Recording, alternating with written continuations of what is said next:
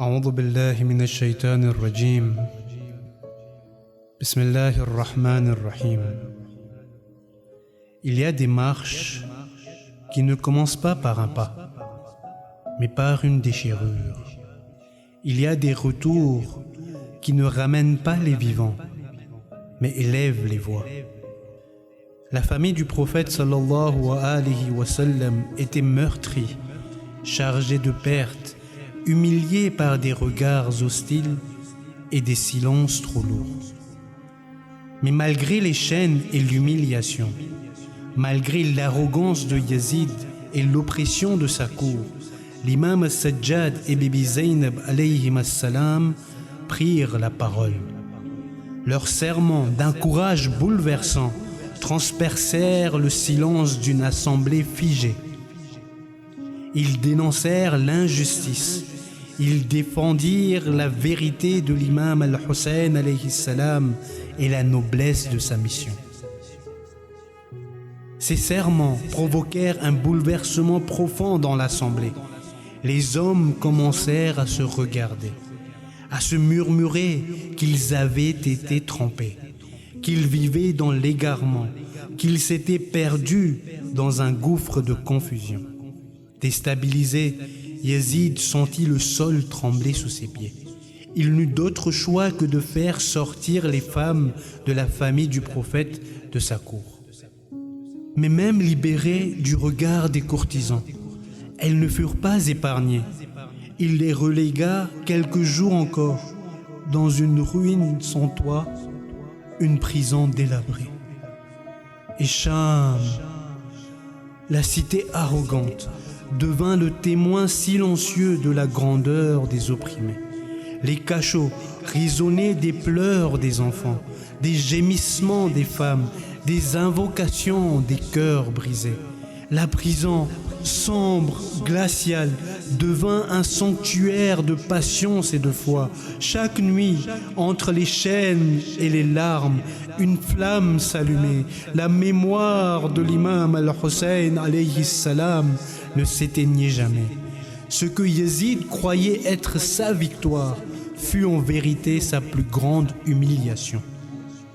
Peu à peu, la rumeur grandit.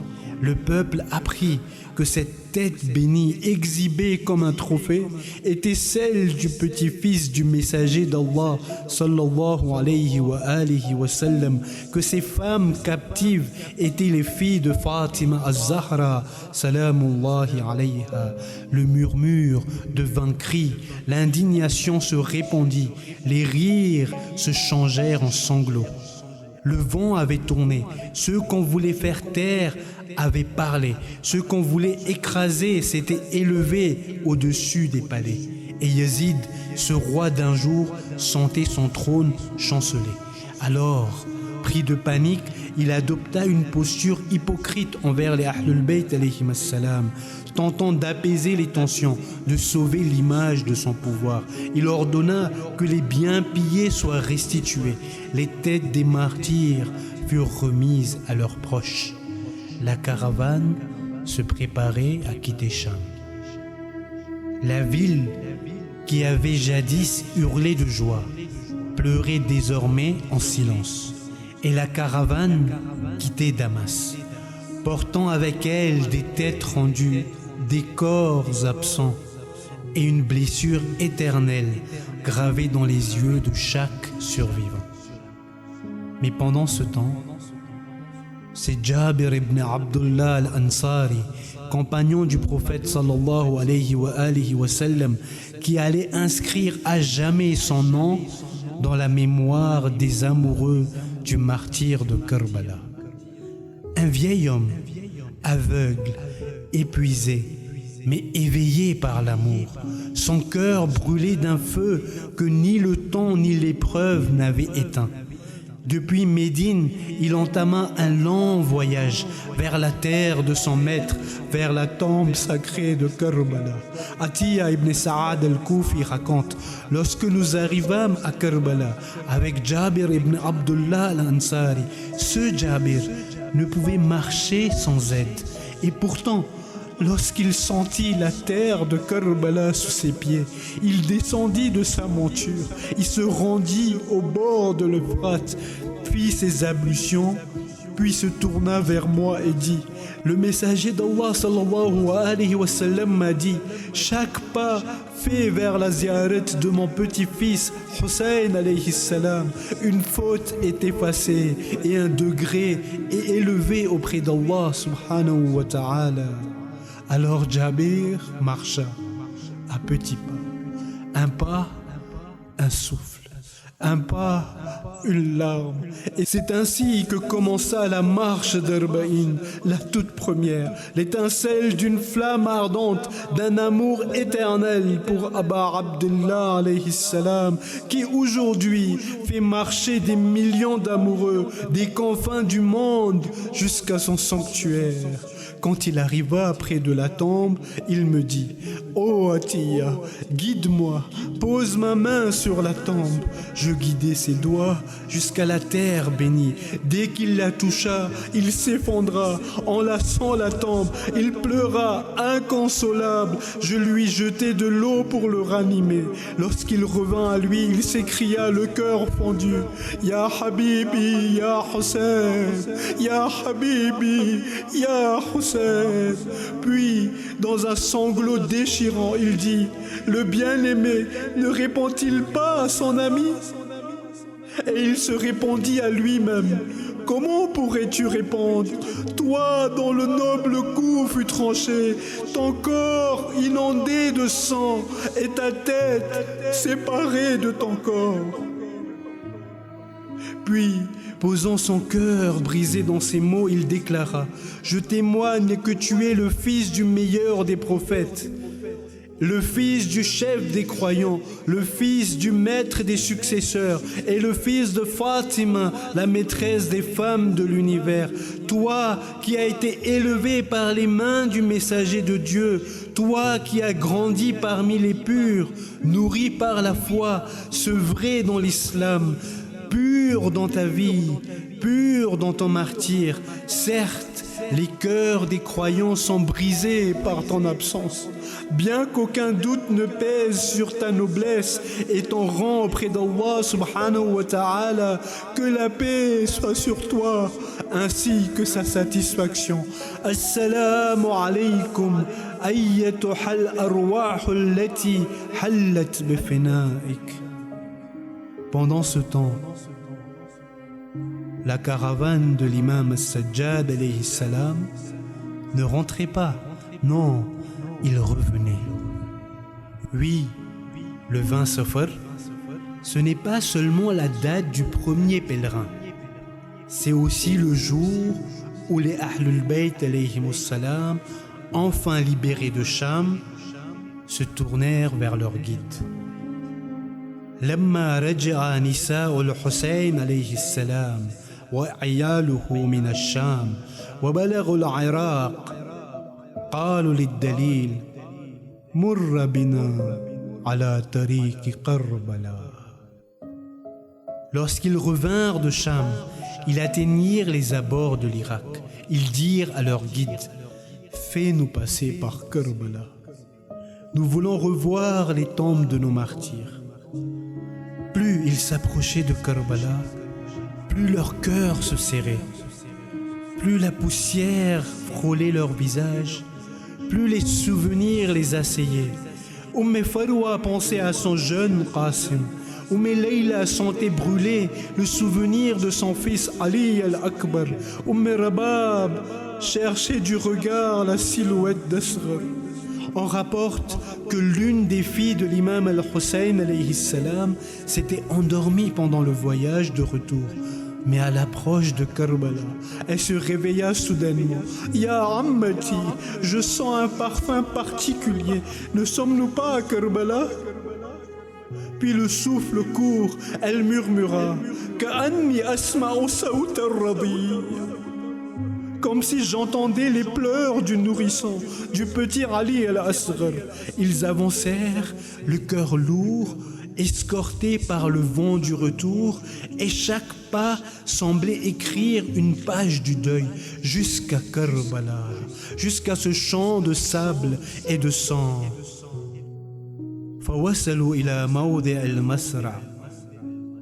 Ils arrivèrent à l'endroit du massacre. وما تزال الأرض ملتخة ببقع من دماء الشهداء. La terre portait encore les traces du sang des martyrs. Les membres de leur corps étaient encore visibles sur certaines pierres. Alors, les cœurs se fendirent.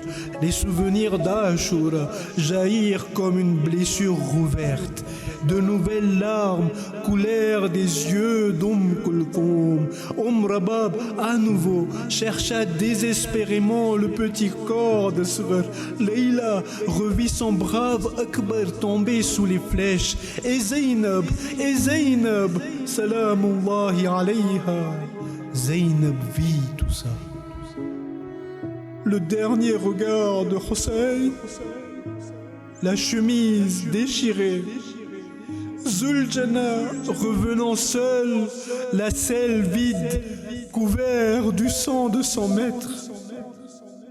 Alors que Jabir adressait ses salutations à l'imam al-Hussein, alayhi salam, une clameur monta soudain, des voix, des pleurs, le martèlement de sabots résonna sur la terre de Karbala.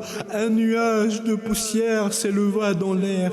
Quelque chose approchait, quelqu'un, aveugle mais éveillé du cœur. Jabir tendit l'oreille. Il se tourna à tâtons vers Atiya qui le guidait. Il entendit les gémissements, il sentit le parfum du deuil. Alors il s'arrêta et s'inclina profondément. Atiya lui dit à voix basse: Ya Jabir, qum wastaqbil haram Rasulillah. Ô Jabir, lève-toi, voici la famille du messager d'Allah sallallahu alayhi wa sallam. هذا زين العابدين قد جاء بعماته وأخواته. C'est l'imam Ali ibn al-Hussein alayhi salam avec ses tantes, ses sœurs. Voici les orphelins. L'imam al-Sajjad alayhi salam descendit de sa monture, la tête baissée. Il avança lentement. فقام جابر حافي الأقدام مكشوف الرأس.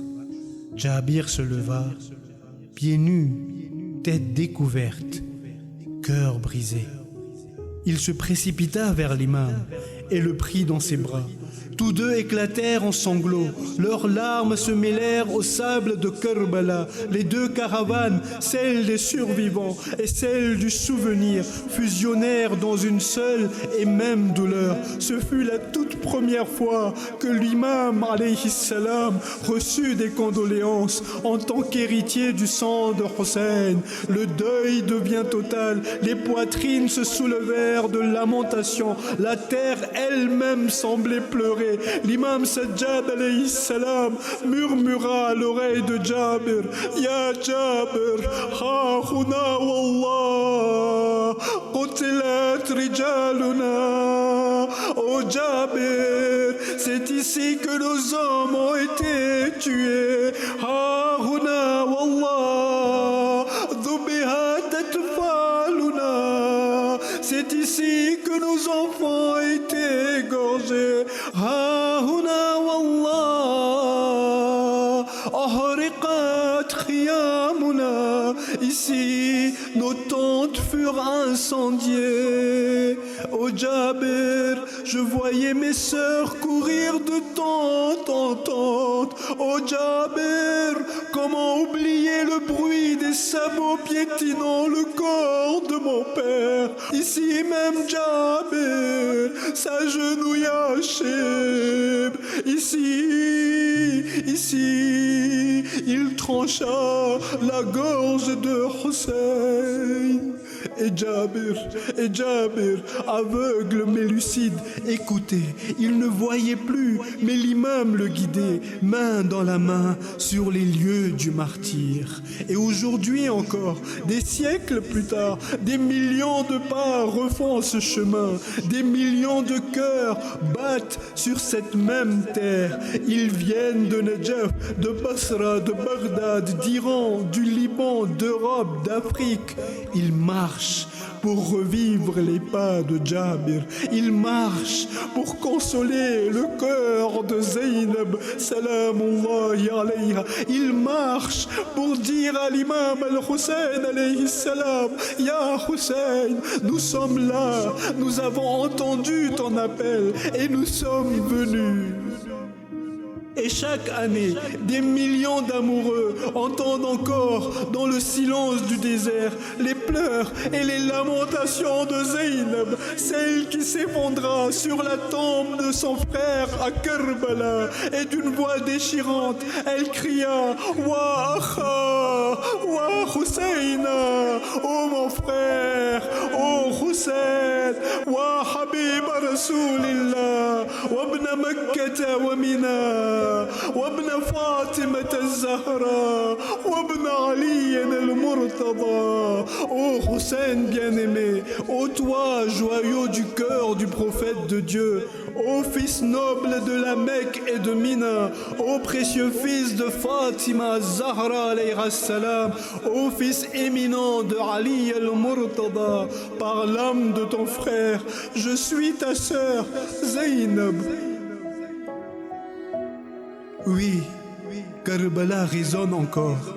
Elle résonnera toujours des lamentations, des cris, des sanglots.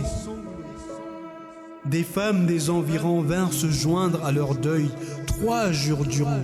Ils pleurèrent sans répit, les lamentations montaient et le sable de Karbala se mêlait à leurs larmes. Et enfin, le moment vint, l'imam al-Sajjad alayhi salam, après 3 jours passés à Karbala, n'eut d'autre choix que d'ordonner le départ vers Médine. Car les femmes, les tantes, les enfants ne cessaient de pleurer, de se lever d'une tombe pour s'asseoir près d'une autre, d'un frère à un fils, d'un mari à un père, sur cette terre rouge encore imprégnée de sang. Ala lanatullahi ala al-qawm al-zalimin wa sayalamu alladhina zalamu ayya munqalibin yanqalibun.